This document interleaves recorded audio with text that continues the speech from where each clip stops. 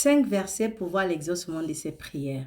Frères et sœurs, il y a 90% des personnes qui regardent mes vidéos qui ne sont pas encore abonnées. Si c'est ton cas, s'il te plaît, abonne-toi pour qu'on puisse grandir ensemble.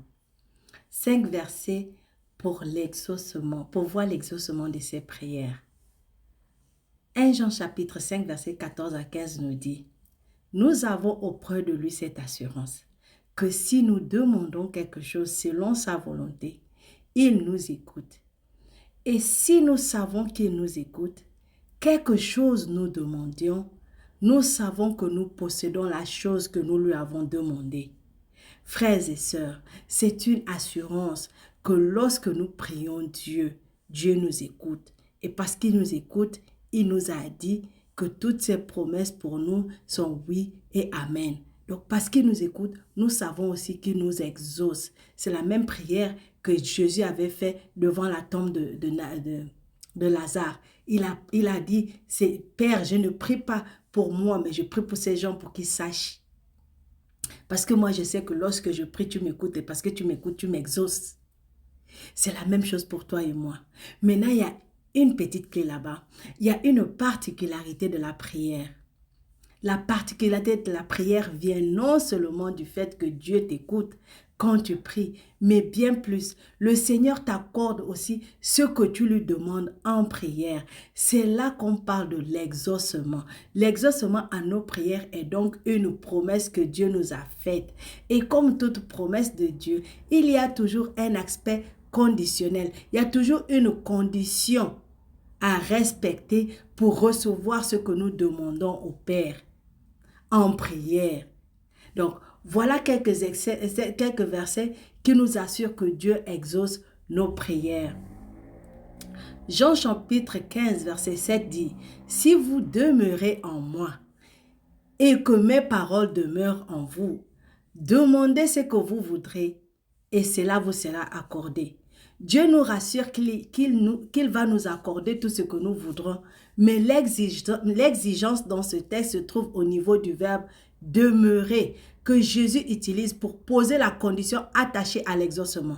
Donc en fait, il y a de ces choses que Dieu ne t'accordera jamais si tu ne te comportes pas comme un visiteur. Parce qu'un visiteur ne vient pas pour un petit moment et repart. Tandis que quand on vient pour demeurer, on y reste plus longtemps, voire toute la vie. Alors pour être exaucé, Jésus nous demande de faire de lui notre demeure, notre habitation. Et que sa parole aussi doit demeurer en nous, doit rester en nous. C'est ainsi que nous serons en mesure de connaître ce qu'il veut pour nous et prier en conséquence. Ce genre de prière ne peut qu'être exaucé. Deuxième verset, Marc chapitre 11, verset 24 dit: c'est pourquoi je vous le déclare, tout ce que vous demanderez dans vos prières, croyez que vous l'avez reçu et vous le verrez s'accomplir. Donc Dieu veut nous faire comprendre que pour lui, l'exaucement ne commence pas quand tu parles dans le physique, ce que tu as demandé, mais il commence déjà dans le spirituel. C'est-à-dire que Dieu nous exauce déjà même avant même que nous puissions voir l'objet de notre demande. Voilà pourquoi la Bible dit: heureux ceux qui croient sans avoir vu, dans Jean chapitre 20, verset 29. Alors ta louange doit déjà s'exercer avant même de voir l'accomplissement dans le domaine physique. Parce que tu sais que ce qui a été accordé spirituellement finira aussi à être manifesté dans le monde réel. Matthieu, le troisième verset, Matthieu chapitre 21, verset 22 dit: tout ce que vous demanderez avec foi par la prière, vous le recevrez. Ce texte nous apprend comment la prière et la foi marchent de pair pour donner lieu à l'exaucement. C'est par la foi qu'on va vers Dieu en prière, tout en croyant qu'il est capable de faire ce qu'on lui demande, qu'il est capable de tout. Aussi, une prière sans foi n'aboutira à aucun résultat parce qu'elle aura souffert de doute. Or, la Bible dit que celui qui doute n'obtiendra rien de Dieu. Jacques chapitre 1, verset 6 à 7. Si donc tu veux être exaucé, combine la prière avec la foi. Quatrième verset.